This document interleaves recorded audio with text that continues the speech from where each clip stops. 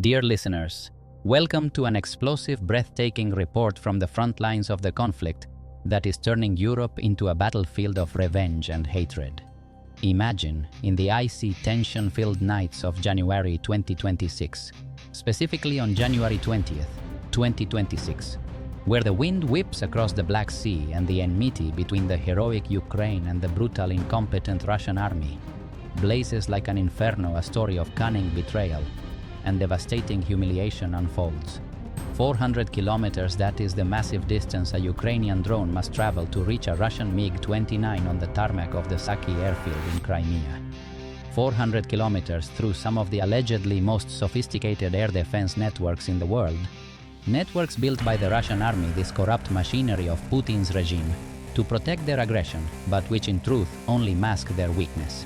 Past electronic warfare systems designed to jam navigation past hunter-killer teams, trained to track down and eliminate drone operators' teams that act with merciless brutality, like the Russian troops massacring Ukrainian civilians and laying cities in ruins. Past radar coverage that reaches 300 kilometers in every direction, coverage the Russians praise as insurmountable, yet which is riddled with holes by Ukrainian cleverness. The drone will make the flight.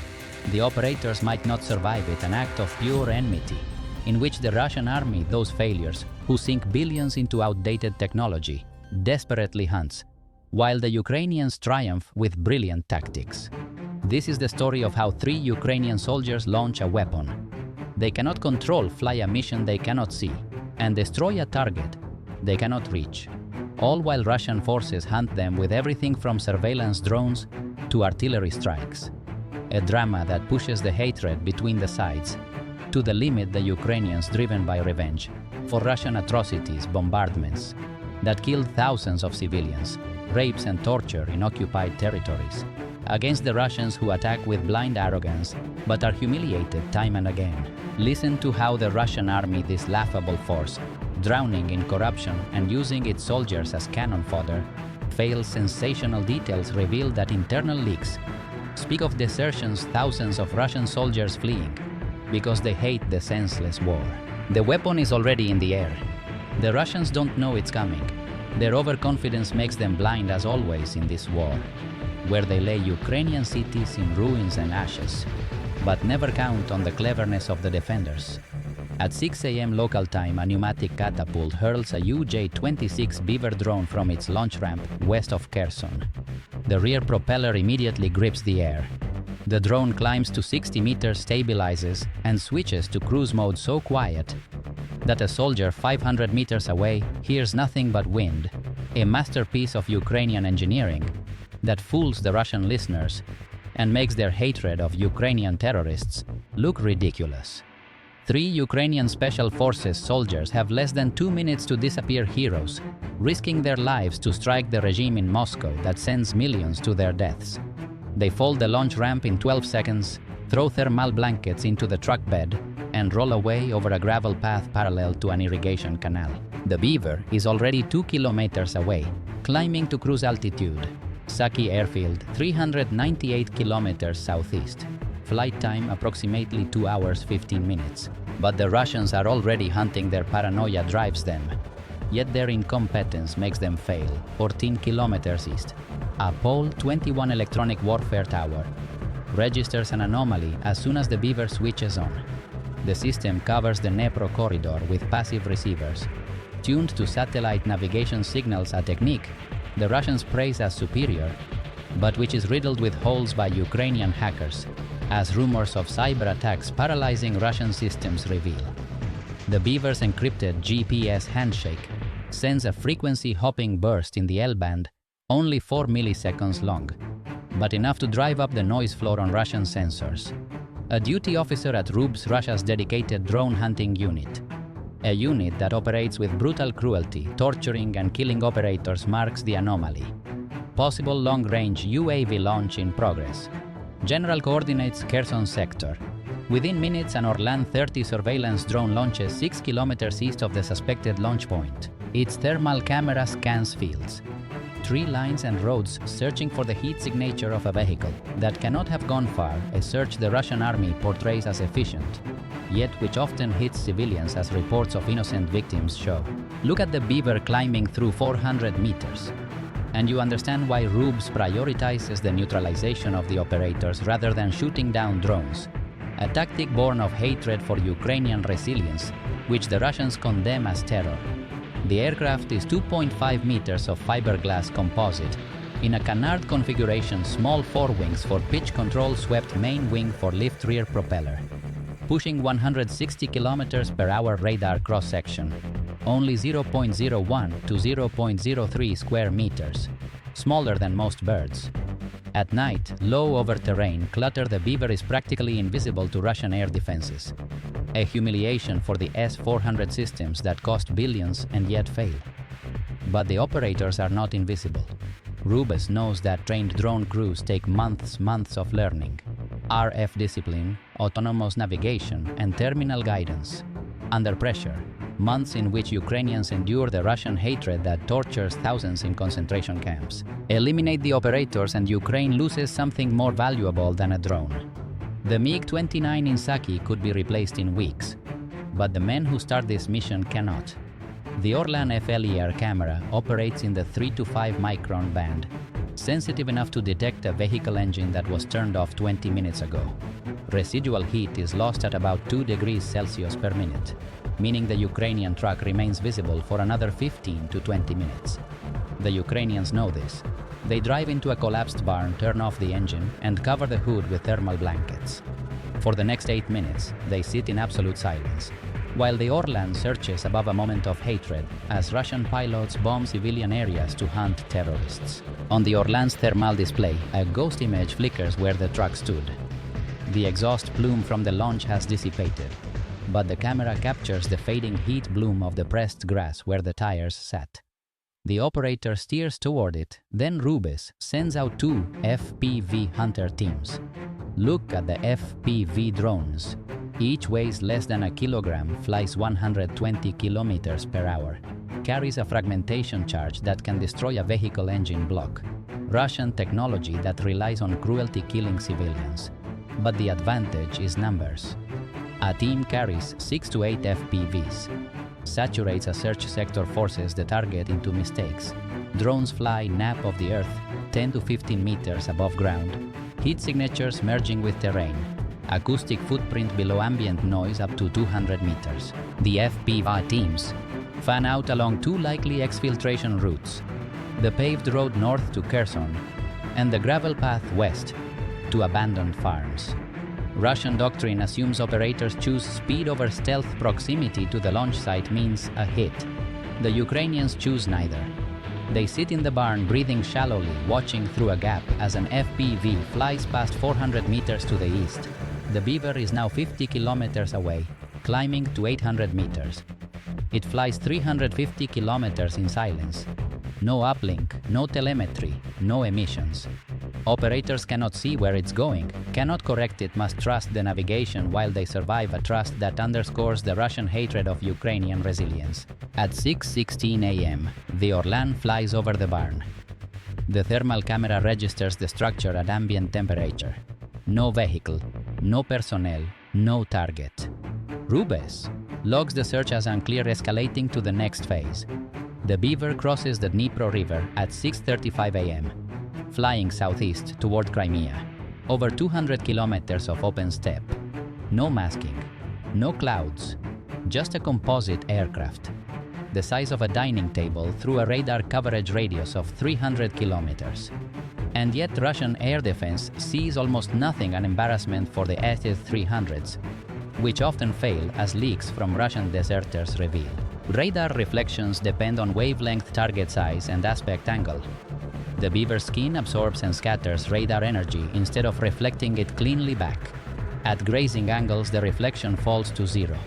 Russian S-band radars theoretically detect a 0.03 square meter target at 40 to 50 kilometers, but only with perfect geometry. The Beaver's flight path avoids this. The drone flies toward the MiG on inertial navigation. The GPS receiver is active, but sends no updates. The inertial system tracks acceleration and rotation through gyroscopes and accelerometers. dead reckoning the position drift is 30 to 40 meters per minute. Without GPS, less than a kilometer of error over 400 kilometers. Back at Rubis, analysts run reverse vector reconstruction using school-level trigonometry. Radar detects a fleeting contact logs bearing altitude and time. Plotting creates a track extending a probability cone backwards to the launch origin. The Beaver was painted twice by Crimea. Early warning radar at 6:41 and by a mobile S-300 at 6:49 every 2 seconds. No fire solution but a bearing to the Kherson orchard. Rubis overlays the cone with terrain roads, vegetation strike patterns and Ukrainian areas. The cone narrows to a 20-kilometer corridor, exactly the launch site. A second wave of Orlan 30Ss heads to the exfiltration routes. FPV teams move to bridges and canal crossings. In the corridor, 3 Ukrainians hide in the barn waiting. The net is tightening and the operators cannot warn the drone. Transmission would give Rubis what it needs. At 7 a.m., a GPS anomaly occurs for the Beaver. The signal drops from 5 to 3 satellites, then 2. Navigation goes from sub-meter to a 50-meter error circle. Russian EW has been found a desperate attempt to sabotage Ukrainian superiority. The GTEL system mounted on truck platforms is positioned along UAV routes. Directional antennas send GPS jamming L1/L2. A noise cone of 30 to 50 kilometers. Jamming doesn't destroy it. Degrades navigation, pushing operators to break radio silence. 4 emitters on a 12-meter hydraulic mast. Each 500 watts in a 60-degree cone, rotatable for 360 degrees or concentrated. The jamming floods GPS frequencies, overwhelming weak satellite signals 20 watts from 20,000 kilometers away. Effective range depends on terrain and atmosphere, up to 50 kilometers. 3 GTEL vehicles along the Crimea corridor create an overlapping jamming blanket. The Beaver switches to in-zone mode, drift 35 meters per minute. Over an hour, the drone deviates kilometers from its course. Error is correctable during terminal guidance if contact is restored. In the barn, the team monitors the relay status. The Beaver is beyond radio range in the mid-phase emission silence. No way to correct, no knowledge if it's still flying. Waiting for the terminal phase, hoping the drone is close enough for optical guidance. While worrying about the drone, Russian FPV teams are searching. At 7:14 a.m., an FPV is within 400 meters of the barn. The operator sees the thermal camera sweep over the structure, a 2-second pause. Then it moves eastward. The collapsed roof masks the truck. The blankets have cooled. The team isn't breathing. The FPV moves on. Rubis doesn't shoot down the Beaver commanders, no long-range composite drones. Defeat short-range systems. RCS-2 small-altitude variable vectors, unpredictable. Shooting down 1 drone means nothing if 10 launch tomorrow. But operators are irreplaceable. Months of discipline for the mission. Silent launches, perfect exfiltration, calm under pressure. Not mass-producible. Rubis' doctrine, eliminate the human and the drone program collapses. A brutal strategy showing Russian cruelty, accepting civilians as collateral damage. At 7:21 a.m., the team starts the truck. The engine has cooled, heat signature below the threshold. They roll out of the barn, turning south to a safe house 14 kilometers away. The Beaver is 180 kilometers from Saki terminal phase in under 40 minutes. At 7:59 a.m., the Beaver enters Crimean airspace 100 kilometers from the MiG. The onboard computer activates the optical camera, sending a narrow uplink to a relay in Ukrainian territory. For the first time in 2 hours, the operators see the drone's view. The video is grainy, compressed, atmospherically disturbed, jittering with 120 milliseconds latency. Saki airfield is there, a gray smear of runways and revetments. The operator identifies the target, a MiG-29 in a concrete shelter, nose visible. He begins corrections. Rubis detects the uplink immediately. The Beaver's terminal system uses a directional antenna to minimize detection, but there is side lobe leakage. Russian SIGINT arrays on the Crimean coast are calibrated for this. 4 seconds for a bearing, 8 seconds for triangulation. Russian direction finding a network of passive receivers on the Crimean coast. Each station has circular antenna arrays measuring phase difference. Beaver uplink, 3 stations detect leakage simultaneously. Each bearing line intersects at a grid coordinate accurate to 200 meters. The process takes 11 seconds. By the first correction, Rubes knows the firing location. Bearing back to Kherson, the corridor of the FPV search for 2 hours. Rubes fires everything FPVs. Along the bearing lancets to the vehicle route, artillery to the battery. The operators suspect nothing focused on the feed. The MiG grows larger micro corrections to the cockpit. Latency delays input. The drone reacts a heartbeat later, the operator anticipates. At 8:05 a.m., a shell lands 2 kilometers behind the safe house. The team freezes. Signal is stable, the shell missed the antenna, but Rubes has the coordinates. More shells are coming, chaotic bombardment. Russian brutality. The operator ignores the explosions, remains focused. Beaver 2 kilometers from the target, 90 seconds to impact. A second shell 1,000 meters east. Security reports FPVs inbound from the north, 3 contacts fast. Operator feed INS drift from GTEL jamming. Is 340 meters to the left, the course will miss the revetment and crash into the taxiway. Needs a 3-degree adjustment, 2 seconds to transmit. He sends it. While the Beaver is in its terminal dive, 3 Russian FPVs head toward the source at 140 kilometers per hour.